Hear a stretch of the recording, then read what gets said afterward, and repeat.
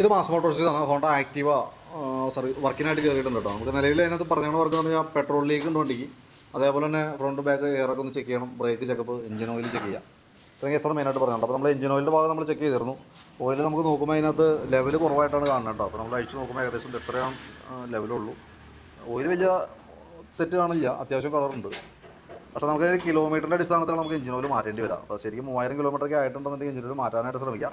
അതല്ലെങ്കിൽ നമുക്ക് ഏകദേശം ഒരു 200 മില്ലിയോളം നമുക്ക് ഓയിൽ ടോപ്പ് ആയിട്ട് ചെയ്യേണ്ടി ലെവൽ കുറവുള്ളത് ഒഴിച്ചു കൊടുക്കേണ്ടതായിട്ട് വരും കേട്ടോ.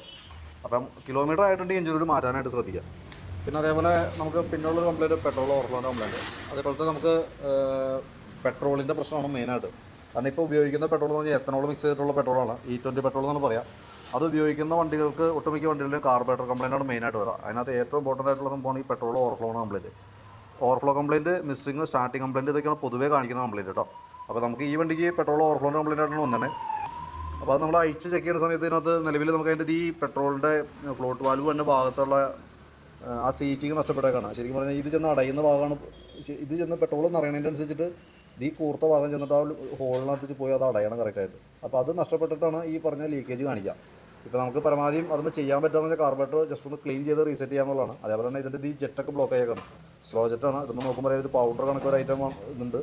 അത് എത്തനോളിൻ്റെ ഒരു കെമിക്കൽ റിയാക്ഷനാണ് ഇതിനകത്തുള്ളത് കേട്ടോ. അപ്പോൾ അത് മൊത്തത്തിൽ ബ്ലോക്ക് ആയിട്ടുണ്ട്. അപ്പോൾ ഇത് നമുക്ക് മാറ്റിയിടാവുന്നുള്ളൂ. ഏകദേശം ഒരു 65 രൂപ നമുക്ക് അതിന് വില ഉള്ളൂ. പക്ഷേ നമുക്ക് കിട്ടില്ല. ഈ പെട്രോൾ ഓവർഫ്ലോൻ്റെ പ്രോബ്ലമാണ് മെയിനായിട്ടുള്ള റീസൺ.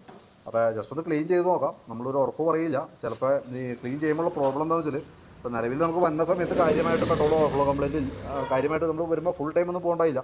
പക്ഷേ ക്ലീൻ ചെയ്ത് നമ്മൾ റീസെറ്റ് ആകുമ്പോൾ ഒരു പക്ഷേ പെട്രോൾ ചിലപ്പോൾ മാറാം, കുഴപ്പമില്ല. ഇനി അതല്ലാന്നുണ്ടെങ്കിൽ പെട്രോൾ ഓവർഫ്ലോ കൂടുതലായിട്ട് കാണിക്കാനും സാധ്യത കൂടുതലാണ് കേട്ടോ.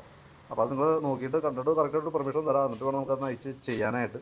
കാരണം കംപ്ലയിൻറ്റ് പിന്നെ പെട്രോൾ കണ്ടിന്യൂസ് ആയിട്ട് പോകാൻ തുടങ്ങി കഴിഞ്ഞാൽ വേറെ മാർഗ്ഗം നമുക്ക് കാർബറേറ്റർ അസംബ്ലി മാറ്റി വയ്ക്കേണ്ടി വരും. ഏകദേശം 2400 രൂപയാണ് ഈ യൂണിറ്റിൻ്റെ വില. അപ്പോൾ അത് വെച്ചാലും ഈ പറഞ്ഞ രീതിയിൽ നമുക്ക് ഉപയോഗിക്കാൻ കിട്ടുന്ന പെട്രോൾ ഈ പെട്രോൾ തന്നെയാണ്, എത്തനോൾ മിക്സ് ചെയ്തിട്ടുള്ള പെട്രോളാണ് കിട്ടുക. അപ്പോൾ അതിൻ്റേതായിട്ടുള്ള പ്രോബ്ലംസ് വരും. പക്ഷേ പെട്ടെന്ന് വന്നൊന്നുമില്ല പുതിയ കാർബറേറ്റർ ആയതുകൊണ്ട് തന്നെ.